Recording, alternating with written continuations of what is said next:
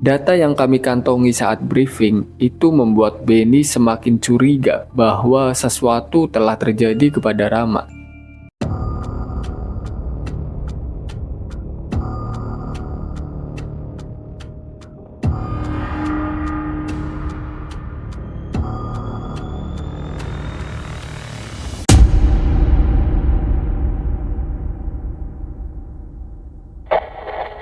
Assalamualaikum warahmatullahi wabarakatuh.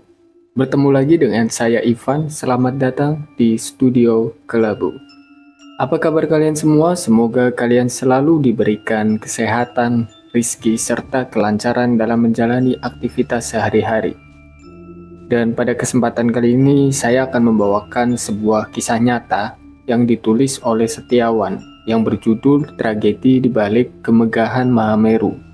Oke, tanpa lama-lama kita langsung saja masuk ke ceritanya. Perkenalkan, nama saya Septiawan atau biasa kawan saya memanggil saya Wawan. Saya tergabung dalam sebuah tim relawan di sebuah komunitas para pendaki.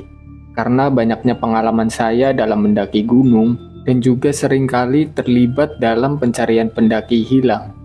Oleh sebab itu, saya punya banyak sekali pengalaman yang tidak bisa dicerna oleh akal sehat.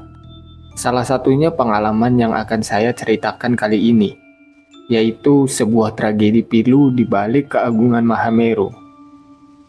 Begitu mendengar kabar tentang hilangnya seorang pendaki di Gunung Semeru, aku dan Benny langsung meluncur ke Malang. Tujuan kami adalah rumah Rio di kawasan Dinoyo. Kali ini memang hanya kami bertiga yang berangkat, karena Ari dan Teguh, dua teman yang biasa menyertai saat itu sedang berhalangan. Pengalaman pernah tersesat dan hilang di gunung sedikit banyak memengaruhi dan menimbulkan empati bagi kami ketika ada pendaki yang mengalami kejadian serupa. Bukan hal mudah bagi keluarga untuk melupakan trauma ketika ada anggota keluarga yang hilang, apalagi sampai meninggal di gunung. Ini adalah cerita tentang proses pencarian pendaki asal Jakarta yang hilang saat mendaki bersama temannya di Gunung Semeru pada periode 2000-an. Langit sore Purwokerto sedang tersaput mendung saat dering telepon dari seorang teman asal Jogja berbunyi. Aku dan Benny yang baru selesai berlatih fisik dengan jogging sejauh 5 km terpogoh-pogoh menghampiri telepon yang tergeletak di meja basecamp kami. Ben, berangkat ke Gunung Semeru ya? Ada yang hilang, kata suara di ujung telepon. Benny memang aktif di kegiatan SAR, apalagi jika terjadi kasus semacam ini. Sisi kemanusiaannya sangat mudah tersentuh ketika ada kabar bencana. Sekecil apapun dia akan berusaha membantu, memberikan pertolongan. Usianya padahal sudah tidak bisa dibilang muda lagi. Survivornya orang Jakarta, Wan. Kamu bisa ikut nggak? Teguh sama Ari gimana? Nggak diajak? Nggak usah lah, mereka kan lagi pada sibuk di kampus. Siap, tegas saya. Malam itu juga kami berangkat ke Malang, naik kereta api Gajayana. Sejak dari base camp, Benny sudah memberi kabar kepada Rio terkait kedatangan kami berdua. Teguh dan Ari memang beberapa bulan terakhir sedang menghadapi tugas akhir di kampus. Kalaupun mereka ikut, justru kami yang sungkan, terutama kepada orang tuanya. Sampai di stasiun Malang, Rio sudah menunggu. Hanya sebentar saja kami istirahat dan sarapan di rumahnya, untuk selanjutnya melanjutkan perjalanan ke Tumpang. Benny sengaja memaksa Rio untuk ikut karena baginya Gunung Semeru sudah seperti arena bermain. Sebenarnya jalur pendakian Gunung Semeru via Ranupani tidak terlalu berat jika dibandingkan dengan Gunung Arjuno atau Raung. Lantaran ketinggian Ranupani sendiri sudah berada di atas 2000 mdpl. Artinya untuk mencapai puncak Mahameru, kita hanya perlu menaklukkan elevasi setinggi 1600-an meter. Bandingkan dengan ketinggian Arjuno yang 3300-an mdpl, tapi start dari ketinggian 900 mdpl. Medan paling berat di Gunung Semeru adalah ketika kita sudah berjalan dari Kalimati menuju ke Arcapada saat memulai perjalanan menuju puncak. Dan yang paling membahayakan adalah justru saat turun karena sering terjadi disorientasi jalur. Konon, ketika turun, pendaki sering melihat ada orang yang melintas di jalur itu. Padahal sebenarnya bukan jalur ke arah Cemoro Tunggal. Cemoro Tunggal adalah pohon yang dijadikan tanda batas vegetasi untuk menandakan jalur pendakian dengan area puncak. Jika turun dari puncak, tidak melewati area ini, dapat dipastikan pendaki tersebut tersesat. Selain itu, yang patut diwaspadai dari Gunung Semeru adalah karena kawah Conggring Saloka yang masih sangat aktif. Waktu semburan gas beracun tidak bisa diprediksi. Di samping itu, tentu saja karena cerita-cerita mistis yang melingkupi gunung ini. Banyak petilasan bersejarah yang masih disakralkan keberadaannya. Dan yang paling fenomenal dari semua itu, apalagi kalau bukan patung Arcapada. Sesuai perkiraan, sebelum maghrib tiba, kami sudah sampai di base camp Ranupani. Bersama rombongan pendaki lain, kami dipersilahkan untuk mendaftarkan diri sebagai sukarelawan. Karena sudah malam, kegiatan pencarian dilanjutkan keesokan harinya. Malam itu bersama beberapa pendaki lainnya, kami menginap di Ranupani. Malam hari, suasana di Ranupani tidak seperti biasanya. Terasa sekali ada ketegangan dari raut wajah para relawan. Entah kenapa. Bahkan untuk berbicara saja mereka lakukan dengan berbisik-bisik. Mungkin saja ini sebagai rasa simpati kepada keluarga korban yang malam itu memang sudah berada di base camp. Sekira pukul 2 dini hari, Rio keluar dari tenda. Dia kemudian melihat ada 2 orang tengah duduk di dekat telaga Ranupani. Bukan hal yang wajar bagi seseorang di tengah malam duduk di tepian telaga. Dan ternyata baru belakangan ini diketahui bahwa ternyata mereka adalah 2 pendaki yang sudah dinyatakan hilang beberapa tahun sebelumnya. Sebuah pemandangan yang sangat janggal. Pagi harinya, seluruh tim relawan mengikuti briefing sebelum memulai proses pencarian. Hari ini sudah masuk hari ketiga survivor dinyatakan hilang. Menurut ketua tim, seluruh tempat yang diperkirakan sebagai lokasi hilangnya survivor sudah dieksplorasi. Namun, hasilnya nihil. Merujuk dari penuturan temannya, survivor diperkirakan hilang di area puncak. Ketika itu, ketiga teman yang lain sudah turun dan menunggu di pos Kalimati. Tapi, setelah ditunggu sampai sore, survivor tidak kunjung sampai. Akhirnya, salah satu temannya melapor ke Ranger Gunung Semeru di basecamp Ranupani. Seusai briefing, seluruh relawan dibagi menjadi beberapa SRU atau Search and Rescue Unit dan diberangkatkan melakukan pencarian. Setiap SRU terdiri dari 10 orang relawan yang berasal dari berbagai unsur. Aku, Benny, dan Rio tergabung ke SRU 5, ditempatkan di pos Kalimati untuk menggantikan tim sebelumnya yang sudah 2 hari di sana. Ada seorang teman survivor yang tergabung dalam SRU 5 ini. Dan ini memungkinkan bagi kami untuk menggali keterangan lebih jauh. Ada cerita menarik dari Janu, yaitu teman sependakian survivor yang hilang sepanjang perjalanan mereka mendaki puncak Mahameru.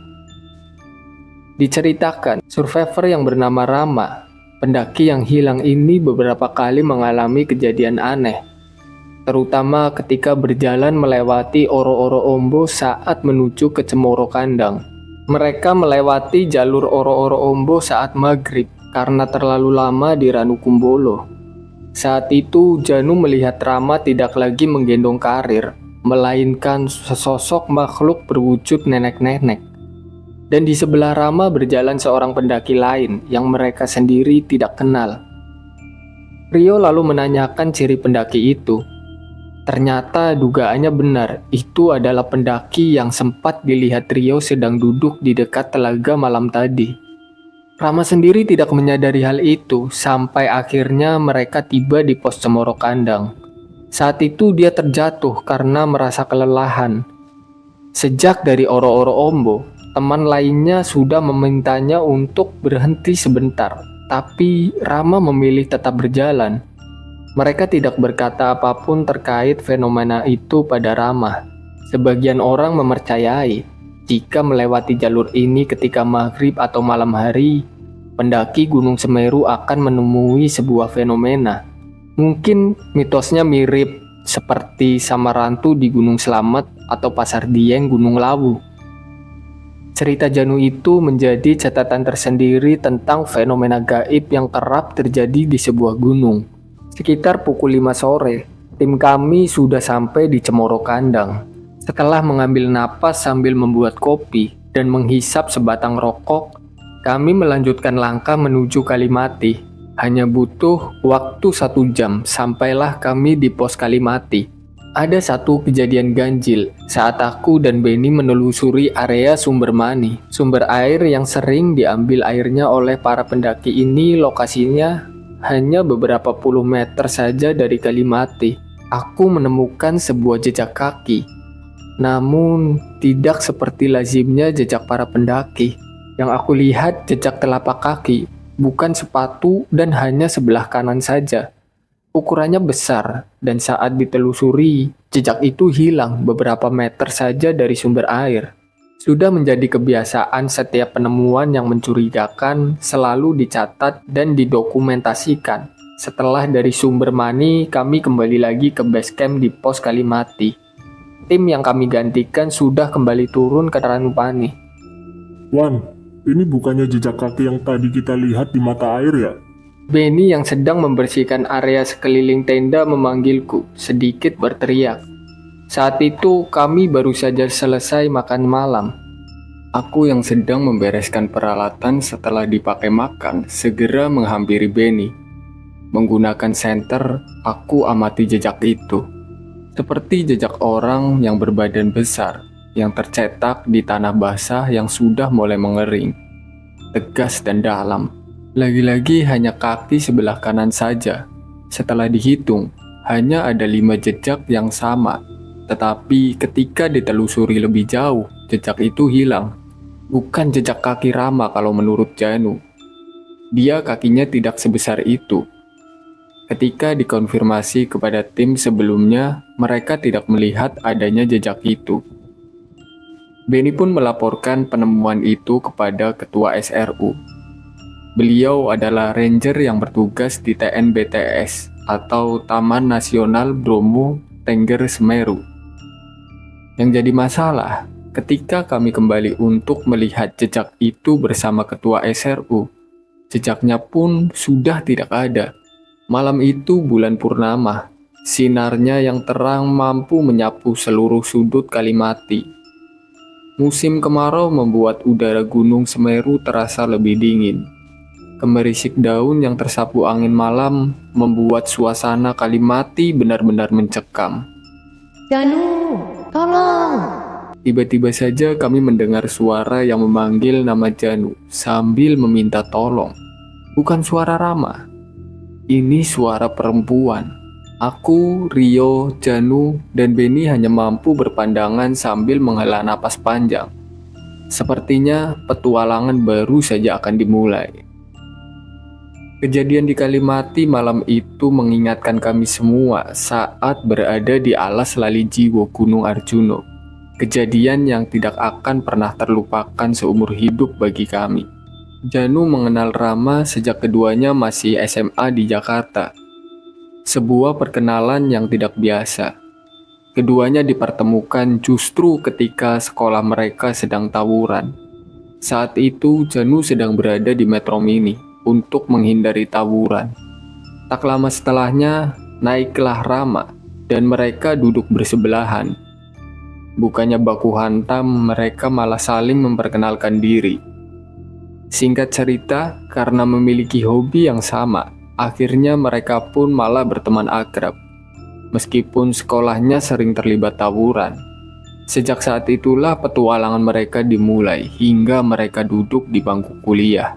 Pendakian ke Gunung Semeru ini menurut Janu menjadi pendakian pertama setelah selama setahun mereka tidak lagi mendaki bersama. Nahasnya, Setelah Janu turun dari puncak Gunung Semeru, dia tidak lagi menemukan Rama. Katanya saat diajak Janu turun, Rama menolak karena akan berfoto bareng dengan 2 pendaki lain. Lu turun duluan aja, Nu. Ntar gue nyusul. Tadi diajakin foto bareng sama cewek. Ucap Rama. Itu pembicaraan terakhir mereka di puncak Gunung Semeru sebelum akhirnya Janu memutuskan turun mengingat hari semakin siang. Menurut Janu, dia juga tidak melihat keberadaan 2 orang perempuan yang mengajak Rama berfoto itu. Sambil menunggu Rama turun, Janu menunggu di Kalimati sembari mengemasi tenda. Namun setelah ditunggu sekian lama, dia tidak menemukan Rama. Begitu juga saat ditanyakan kepada pendaki lain. Tak ada yang tahu. Pendaki perempuan pun tak dilihatnya turun dari Mahameru. Kembali ke masa sekarang, Benny pun bertanya kepada Janu. Kalian summit bareng 2 orang cewek itu, Nu. Enggak mas, kami hanya berlima. Yang 3 orang juga cowok semua. Mereka dari Jogja. Tapi sebelumnya lu pernah ketemu mereka kan? Tanya Benny makin penasaran. Belum mas, aku malah nggak tahu ada pendaki cewek di puncak. Jawab Janu. Mungkin karena saking ramainya kali ya, kata Rio berusaha menetralisir suasana yang mulai tampak tegang. Semoga saja seperti itu, karena perasaan gembira setelah sampai puncak sering membuat kita lupa. Kali ini aku angkat bicara karena melihat raut muka Benny yang mulai menampakkan kecurigaan akan sesuatu yang janggal. Dari romannya, aku bisa membaca Benny sedang berpikir bahwa ada yang aneh dari hilangnya Rama. Sebenarnya, aku pun juga punyai kecurigaan yang sama. Hanya Rio yang masih berusaha untuk berpikir logis, seperti biasanya. Dari data pendaki yang diperoleh di base camp, hari itu memang ada 4 pendaki perempuan dari total 37 pendaki yang datang ke Gunung Semeru. Masalahnya, saat Janu melaporkan hilangnya Rama, keempat pendaki itu sudah kembali ke Ranupani dan mereka tidak pernah melihat Rama. Data yang kami kantongi saat briefing itu membuat Benny semakin curiga bahwa sesuatu telah terjadi kepada Rama. Apalagi Janu juga bercerita, tidak ada pendaki perempuan yang turun ketika dia sedang menunggu Rama di Kalimati. Belum lagi penemuan jejak kaki di Sumber Mani dan di sekitar tenda serta suara perempuan yang memanggil Janu tanpa pernah terlihat wujudnya itu. Semua semakin mengerucutkan pada satu kesimpulan akan hilangnya Rama. Celakanya, jika terjadi hal ganjil seperti ini, bisa dipastikan akan sulit menemukan jejak survivor, bisik Benny kepadaku. Dia tidak ingin membuat Janu panik dan merasa bersalah atas peristiwa yang menimpa temannya itu. Bagaimanapun juga, kehilangan teman sependakian bisa menimbulkan trauma tersendiri, apalagi jika sampai tidak ditemukan keberadaannya. Sampai tengah malam, kami masih membicarakan kronologi hilangnya Rama. Hal yang paling sulit adalah menjelaskan kejadian yang irasional ini kepada Rio. Insting Benny sangat kuat untuk merasakan bahwa Rama tidak akan ditemukan dalam waktu 14 hari di Gunung Semeru, tenggat waktu yang diberikan kepada tim pencari. Kami masih mencoba untuk bertahan di Kalimati sambil selalu memonitor perkembangan pencarian melalui radio komunikasi. Tapi hingga memasuki hari ke-6, belum juga ditemukan tanda-tanda keberadaan Rama, termasuk jejak yang ditinggalkannya. Semua sudah dieksplorasi, juga dengan menuruni Plank 75, jurang yang jadi ikon Gunung Semeru, tempat biasanya pendaki sering tersesat. Benny sendiri yang sehari sebelumnya turun ke Plank 75 atas izin dari ketua SRU saat itu. Pagi hari ada salah satu relawan yang mencoba turun karena mencurigai ada temuan berupa botol air mineral. Tapi belum sampai ke dasar jurang, hujan deras keburu datang. Proses pencarian pun tertunda. Kira-kira pukul 2 siang setelah hujan reda, atas seizin ketua SRU, Benny memutuskan untuk menuruni jurang itu. Bukan perkara mudah mengingat kedalaman Blank 75 dan batuan yang licin terkena siraman air hujan walaupun menggunakan teknik rappelling. Hasilnya nihil, meskipun proses pencariannya sudah dibantu oleh beberapa relawan lain. Karena kawasan Blank 75 yang luas, Benny menceritakan bahwa dia merasakan aura aneh di bawah sana. Dia merasa ada puluhan pasang mata yang mengawasinya dari sudut-sudut jurang Blank 75. Ketika menuruni jurang, Benny sempat optimis karena dari atas nampak olehnya sebuah daypak berwarna merah. Sesuai keterangan dari Janu saat summit Gunung Semeru, memang Rama membawa daypak yang warnanya merah. Tapi setelah semakin dekat, apa yang dilihatnya ternyata hanya sepotong kayu lapuk. Hingga menjelang malam, karena tidak juga membuahkan hasil, akhirnya semua relawan pun ditarik lagi ke atas. Ini sudah kali ketiga proses pencarian di Blank 75. Tak ada jejak yang ditemukan kecuali botol air mineral ukuran 1 liter yang entah milik siapa. Janu sendiri pun tidak terlalu yakin kalau botol itu adalah milik Rama. Malam hari seusai briefing dari ketua SRU, kami kembali ke tenda masing-masing. Besok pencarian akan dilanjutkan ke area puncak. Sudah beberapa hari ini memang pendakian Gunung Semeru ditutup guna memudahkan proses SAR. Janu yang sudah merasa akrab dengan kami beberapa kali mengungkapkan penyesalannya karena tidak turun bersama Rama. Kami berempat malam itu mengadakan rapat kecil-kecilan terkait proses pencarian Rama. Benny mengemukakan pendapatnya sambil meyakinkan kepada Rio dan Janu bahwa harus ada semacam tindakan extraordinary, mencari dengan cara lain. Memang terlihat absurd dan hal ini banyak ditentang. Makanya hanya kami berempat saja yang rapat malam itu. Caranya seperti apa? Nanti kita pikirkan lagi. Yang jelas, semakin cepat dikerjakan akan semakin baik bagi Rama, kata Benny tegas. Rio yang biasanya kukuh mempertahankan argumen dan logikanya, kali ini menyetujui saran Benny. Ternyata, kejadian di Alas Lali Jiwo dulu sangat membekas dalam hatinya. Janu setuju saja mendengar penjelasan dari Benny. Ya, dicoba saja. Toh, di sini sudah banyak teman lain yang bantu. Begitu katanya. Malam itu juga Benny menemui ketua SRU dan menyampaikan maksudnya untuk turun ke Ranupani karena alasan kesehatan. Tanpa banyak perdebatan, kami diizinkan untuk turun terlebih dahulu. Tentu saja, kami tidak menceritakan tentang wacana mencari Rama dengan cara metode lain itu. Pagi hari setelah sarapan, kami berkemas.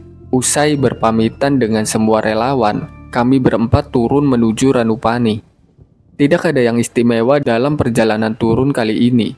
Semua sibuk dengan pikiran masing-masing sampai tak terasa kami sudah sampai di Watu Rejeng. Sampai di base camp, Janu disambut dengan berondongan pertanyaan dari keluarga Rama. Tidak sedikit perkataan yang menyudutkan Janu karena meninggalkan Rama di puncak. Benny yang khawatir jika terjadi sesuatu. Ia pun berinisiatif mendampingi Janu dan memberikan penjelasan panjang lebar terkait usaha pencarian terhadap Rama serta rencana selanjutnya. Mendengar penjelasan dari Benny membuat keluarga Rama ini sedikit lega. Ternyata ada salah satu dari keluarga Rama yang diajak ikut ke Ranupani dan kebetulan memiliki kemampuan metafisika. Sebuah hal yang lazim dilakukan oleh keluarga pendaki yang kehilangan kerabatnya. Mereka biasanya datang membawa seseorang paranormal. Setelah beristirahat sebentar, menggunakan kendaraan yang disewa oleh keluarga Rama, kami kembali ke Malang. Tujuan kami adalah rumah Janu di daerah Blimbing. Kakak Rama lainnya tetap standby di Ranupani sambil menunggu perkembangan proses pencarian adiknya itu. Bukan sebuah kebetulan jika ternyata orang tua Janu memiliki rumah di Malang. Orang tua Janu pernah bekerja di Malang, makanya dia memiliki properti di sana. Rumah itu kosong karena hanya dijadikan tempat singgah saat keluarganya berkunjung ke Jawa Timur, rumah nenek Janu. Untuk tetap menjaga kebersihannya, orang tua Janu menitipkan rumah ini kepada salah satu staf kantornya. Sebelum berangkat ke Gunung Semeru, Janu dan Rama sempat menginap semalam di rumah ini. Hampir tengah malam ketika kami berenam akhirnya sampai di rumah Janu. Tapi ada yang tidak biasa. Setibanya kami di sana, nampak beberapa warga tengah berkumpul di jalan depan rumahnya. Padahal kompleks perumahan ini biasanya sepi, apalagi saat malam hari, tutur Janu. Tidak membutuhkan waktu yang lama, akhirnya kami pun mendapatkan cerita dari warga tentang kejadian di rumah Janu. Sudah beberapa malam ini dari dalam rumahnya terdengar suara bayi menangis, kata petugas keamanan kompleks. Betul Pak, 2 hari yang lalu malah di teras depan itu saya melihat ada perempuan duduk malam-malam. Padahal saya tahu kalau rumah ini kosong. Timpal salah satu dari mereka. Pernyataan kedua petugas keamanan itu membuat Pak Yuli, paranormal yang dibawa keluarga Rama dari Jakarta, penasaran. Benny juga sepertinya tak kalah penasarannya. Adakah peristiwa di rumah ini yang terkait dengan hilangnya Rama di Gunung Semeru? Rasa penasaran Benny pun terjawab ketika akhirnya mereka masuk ke dalam rumah Janu yang luas itu. Halaman depannya dibiarkan tanpa pagar. Di dinding rumah terpasang beberapa lukisan klasik dan foto keluarga Janu. Halaman belakang rumah Janu yang hanya diterangi lampu temaram membuat malam itu makin nampak gelap. Beberapa pohon tumbuh di setiap sudutnya. Setiap sisinya bersebelahan dengan dinding rumah tetangga. Tapi yang menarik perhatian kami adalah ketika di bagian tengah halaman itu terlihat sebuah ayunan bocah yang bergoyang. Padahal tidak ada orang di sana. Janu, tolong. Suara perempuan yang sama ketika kami berada di Gunung Semeru beberapa hari yang lalu terdengar lagi. Bulu kuduk kami pun sontak meremang ketika di kejauhan terdengar suara anjing melolong. Astagfirullahaladzim. Tiba-tiba Benny berseru dengan suara parau diikuti oleh kami semua. Wan, Janu mana? Kali ini Benny berteriak panik. Sudah memasuki hari ke-7 pencarian Rama, tapi tim SAR masih belum berhasil menemukan jejaknya. Hampir semua tempat di Gunung Semeru yang dicurigai sebagai lokasi hilangnya Rama sudah disisir, tapi hasilnya tetap nihil. Rama pun seperti raib ditelan bumi. Flashback pada beberapa pekan yang lalu, sebelum Rama dan Janu memutuskan untuk mendaki ke Gunung Semeru. Panasnya suhu udara Jakarta tak mampu menghentikan niat Rama yang sedang memacu sepeda motornya. Dia berniat ke rumah Pinkan, pacarnya. Selain bermaksud untuk memberikan ucapan selamat di hari ulang tahunnya, Rama juga akan berpamitan sebelum mendaki Gunung Semeru bersama Janu. Pinkan tahu dia tidak akan mampu menghalangi niat Rama untuk mendaki Gunung Semeru. Dia memahami dengan hobi Rama yang satu ini. Apalagi sudah setahun dia tidak pernah mendaki bersama Janu. Artinya, setahun itu pula Rama sudah banyak menghabiskan waktu bersamanya. Percuma saja melarangnya kalau akhirnya dia tetap nekat berangkat. Walaupun sebenarnya Pinkan punya trauma tersendiri jika menyebut nama Gunung Semeru. Dengan berat hati, Pinkan melepas kepergian Rama ke Semeru. Pinkan tidak pernah tahu bahwa hari itu merupakan hari terakhir dia bisa bersama dengan Rama. Sebelum akhirnya dinyatakan hilang di Gunung Semeru. Kabar hilangnya Rama itu sampai ke telinga Pinkan saat dia sedang di kampus. Ada seseorang yang bernama Wisnu, yaitu ketua Mapala di kampusnya, yang pertama kali menemui Pinkan untuk mengabarkan musibah itu. Kita juga sudah mengirim tim ke sana kan? Doakan saja bisa cepat ketemu, kata Wisnu. Mendengar kabar itu, Pinkan tertegun lalu terduduk lemas. Beberapa teman yang mencoba menghibur dan menguatkan hatinya tidak mampu mengusir kesedihan Pinkan. Sudah 5 hari sejak Rama berpamitan untuk mendaki Gunung Semeru. Pastinya dia sudah turun dari sana.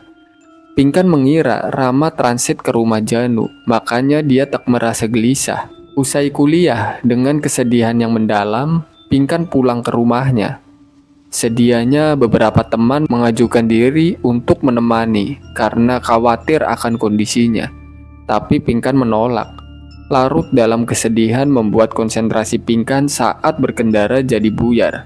Akhirnya dia mengalami kecelakaan dan berujung pada tragedi. Pinkan meninggal akibat cedera parah di bagian kepala. Cerita ini yang disampaikan oleh ayah Rama saat perjalanan pulang dari Ranupani membuat kami semua terdiam. Kembali ke masa kini, Janu yang baru mendengar berita ini tak mampu lagi menahan kesedihannya. Dia menangis terisak. Baginya, Rama dan Pinkan sudah seperti saudara. Meskipun beberapa bulan terakhir sebelum pendakian mereka jarang bertemu. Janu juga bercerita bagaimana Rama saat di kereta dalam perjalanan menuju Malang. Dia tidak merasakan hal yang aneh ataupun ganjil sebagai firasat akan kepergiannya. Rama hanya bercerita kalau hari itu Pinkan kelihatan cantik sekali. Tidak biasanya Rama memuji-muji Pinkan di depan Janu, tapi dia menganggap itu sesuatu yang wajar saja. Aku tidak mengira mereka pergi dalam waktu bersamaan, ucap Janu sedih. Suasana di dalam mobil saat itu disesaki kesedihan. Semua seperti merasakan seolah-olah Rama memang sudah meninggal, walaupun masih belum diketahui nasibnya. Kamu ada firasat apa, Ben? Aku berbisik kepada Benny yang berada di sebelahku bersama Rio. Kebetulan kami duduk di seat paling belakang. Benny menggeleng pesimis. Dia seperti tidak yakin Rama bisa ditemukan dalam keadaan hidup. Apalagi saat itu sudah masuk hari ke-7 dan kondisi cuaca di Gunung Semeru sangat ekstrim. Segencar-gencarnya pencarian dilakukan, tim SAR pasti memprioritaskan keamanan dan keselamatan anggotanya. Jika terjadi hujan, terlebih badai, waktu untuk melakukan pencarian akhirnya akan banyak terbuang karena harus menunggu sampai cuaca membaik. Bukan perkara mudah bagi survivor untuk bertahan hidup dalam kondisi cuaca seperti itu. Celakanya, Rama saat itu hanya berbekal air mineral dan snack saja di daypacknya. Terjalnya jalur menuju puncak Gunung Semeru memaksa tiap pendaki untuk membawa bekal yang minim. Padahal risiko tersesat justru sering terjadi pada saat mereka turun dari puncak. Ketegangan masih terjadi di rumah Janu. Lolongan anjing di tengah dinginnya udara Malang membuat nyali semakin ciut, terutama bagi Janu dan ayahnya Rama yang baru pertama kali mengalami fenomena seperti ini. Sampai akhirnya, ayunan itu pun berhenti bergoyang, lalu muncul sosok perempuan dari balik gelapnya pohon di sudut halaman. Tolong Rama. Sekali lagi suara memelas perempuan itu terdengar. Kali ini bukan hanya Janu, tapi ayah Rama pun juga terkejut karena dia tidak asing lagi dengan suaranya. Hanya mereka tidak bisa melihat dengan jelas sosok perempuan di balik pohon itu. Mereka tidak yakin kalau itu adalah Pinkan. Janu yang sedari tadi tak terlihat tiba-tiba saja muncul dari dalam kamarnya sambil membawa ponsel yang lantas diserahkannya kepada ayah Rama. Janu, tolongin Rama. Begitu kalimat yang tertulis di SMS. Ponsel Rama kamu yang bawa? Tanya ayah Rama menyelidik. Enggak om, ini ada di dalam carrier Rama yang saya bawa turun dari Gunung Semeru. Jawab Janu. Ini SMS dari Pinkan, dikirim di hari kematiannya. Bagaimana ini Pak? Ayah Rama bertanya kepada Pak Yuli yang juga tidak mengira akan ada kejadian seperti ini. Dan saya bantu semampu saya, Pak. Jawab Pak Yuli. Bener om, mending sekarang masuk dulu aja. Kita semua belum tahu ada apa di balik kejadian ini. Ujar Rio menimpali. Kami semua masuk ke dalam rumah kecuali Pak Yuli dan Benny. Mereka berdua mengendap-endap berjalan ke arah pohon tempat perempuan itu berada. Benar saja, di balik pohon terlihat perempuan itu berdiri, membelakangi keduanya. Saat dia berbalik, terlihat wajahnya yang pucat, seperti tak ada lagi darah yang mengalir dalam tubuhnya. Rambut di kepalanya hanya tumbuh beberapa helai saja. Tangannya disilangkan di depan dada dengan kedua matanya yang terbejam. Kamu siapa? Pak Yuli bertanya dengan suara bergetar menahan takut. Selanjutnya di part 2.